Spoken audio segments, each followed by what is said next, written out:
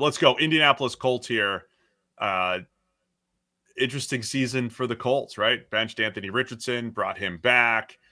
He's back as the starting quarterback. I think there's questions how much is this the last chance for Anthony Richardson to prove that he's the guy? There's some questions around that. Shane Steichen's back. Chris Ballard's back. Like, they kind of rolled them all back out there for the most part. New defensive coordinator, Lou Anarumo. That was the only real change in Indianapolis, was the defensive side of the ball here. So where do you start here for the Indianapolis Colts heading into year 3 of Anthony Richardson at starting quarterback?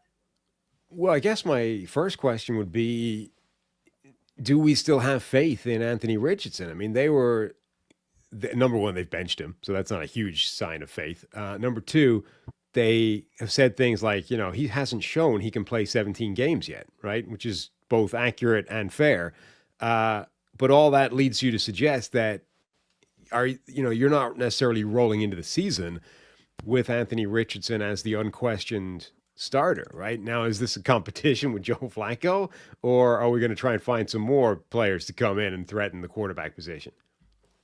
My suggestion is Anthony Richardson's the starter. I mean, he's shown flashes of that upside, and now it's like, all right, how do we lean into this as best we can, use the run game, but also try to keep him healthy? How do we balance that? Still have to play that game.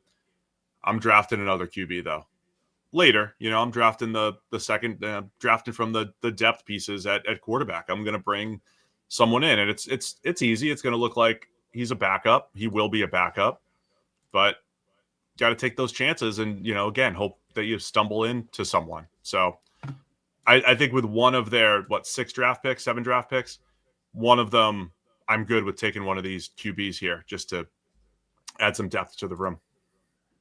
But Anthony Richardson, you're going to want for every mid-round quarterback team.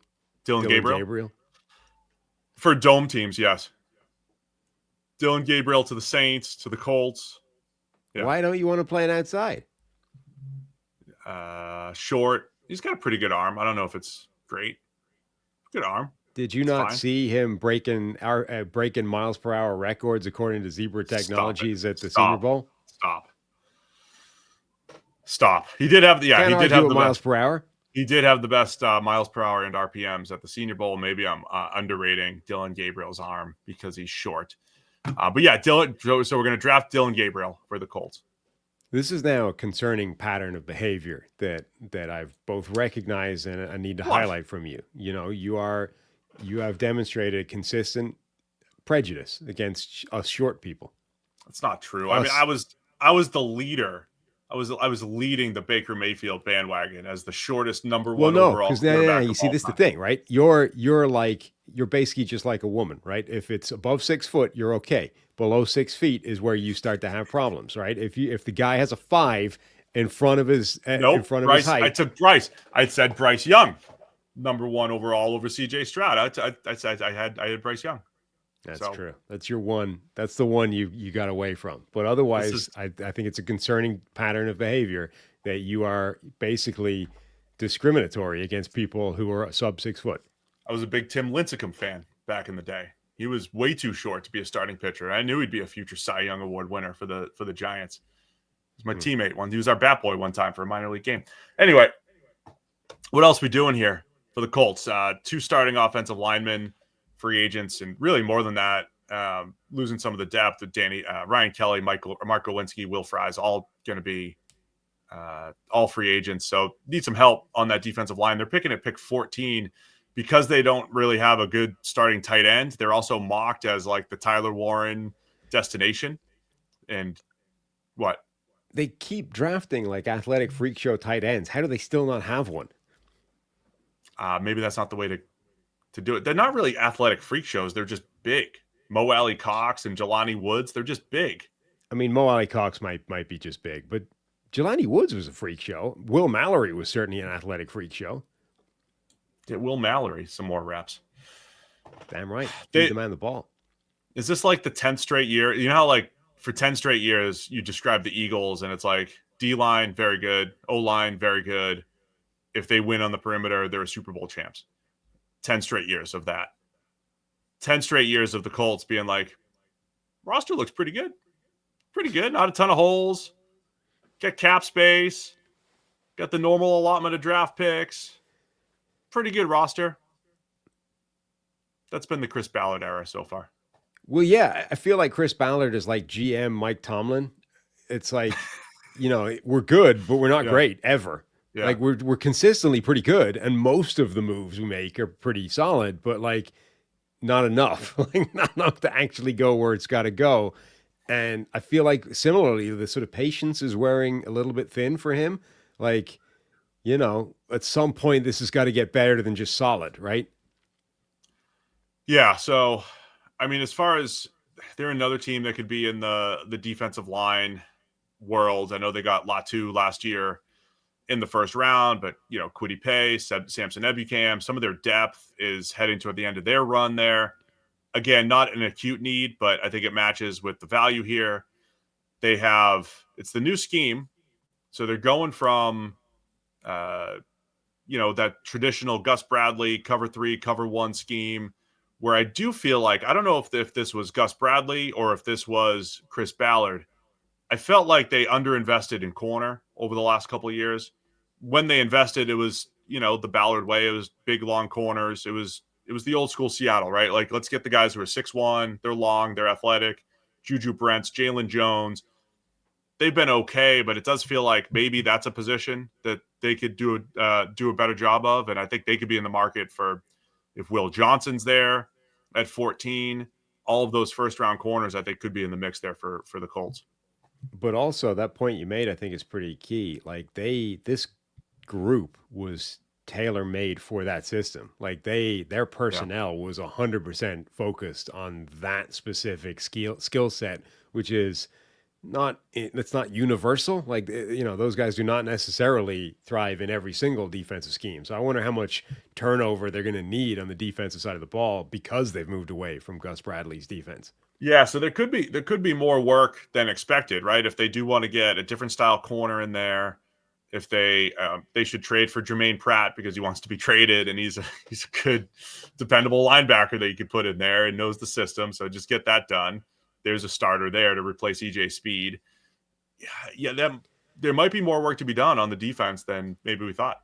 Like, it's not like, Cincinnati's group wasn't exactly playing out of their minds, but like you look at the body types and, general measurables of the Colts defensive backs versus the Bengals defensive backs from last year, and they do not share an awful lot of similarities.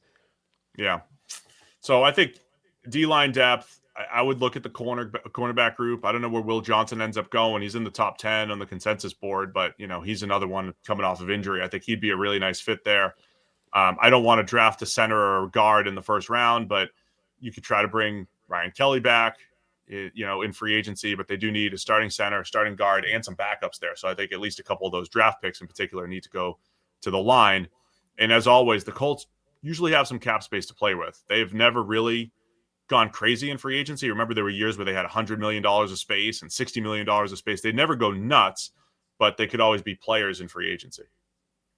Yeah, and when you've got multiple spots in the offensive line, I think you should probably always be picking up at least one of them in free agency. I like the idea of bringing Ryan Kelly back. Like, unless his market is going to be crazy, and I don't think it will be based off recent history for him, I would try and keep him in the building. That there's a high level of play there to be had, particularly with that group. So I would definitely be trying to snag him and get him back if you could. Maybe a Patrick McCarry come in, fill back up 3 different spots, play some guard.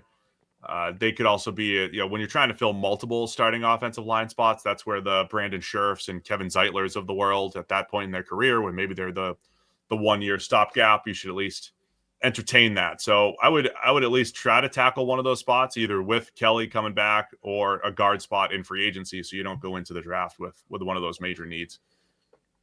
This would be a team, deep tight end draft, as we said, but this is an awesome landing spot, I think, for Elijah Arroyo, the Miami tight end. Ooh, I like another that. Miami tight end. Pair him with Will Mallory. It's Miami tight ends. I'll do the Savion Williams thing too. I think I did it with the Ravens, but anytime you have the running mobile quarterback like an Anthony Richardson, I say, well, what if you had Savion Williams and his running back skills and his size, and he's an athletic freak that kind of fits the way the Colts, the way they work things here. Savion Williams, Anthony Richardson, Jonathan Taylor, messing with defenses with all those guys in the backfield. How about that as a potential fit here? Yeah, I like it. Developmental receiver. That's the only thing. He is very Cordero Patterson-like, where like the nuance and intricacies of receiver play are lacking, like to the point where I'm fearful that the route running will cost multiple interceptions in a given season, much like Patterson. But you have to offset that with some freak plays, either after the catch or coming out of the backfield. And you already have one of those guys who can't get on the same page with his quarterback in A.D. Mitchell. So maybe that's not the best thing to be adding to this group. Arroyo, though, I like his route running as a tight end is pretty savvy, but he made Bruce Feldman's list of like freaks that's expected to absolutely cook at the combine.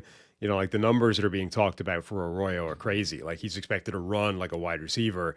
I mean, if he's able to put athletic freak numbers in addition to really impressive tape and route running, like this is a guy that missed time with injury, and that was sort of his concern. But like, dude, if he's back healthy and an athletic freak, and you can get him in the third round, I mean, let's go. It's very intriguing group of pass catchers too. Alec Pierce was averaging over 20 yards per catch as a deep threat. Michael Pittman is your possession type. Josh Downs is developing into one of the better slot receivers in the NFL. And then you have A.D. Mitchell, who's always open. He's just never running the same route that the quarterback expects. It's okay, though, because they'll figure that out at some point. Very intriguing, high upside type of receiving group. Sure, it all comes down to Richardson starting to hit some open throws, be more consistent, but they have some pieces to have an explosive offense. Thanks for watching all the way to the end of our video. For more great content, click here to subscribe and here to watch another video. We'll see you again soon.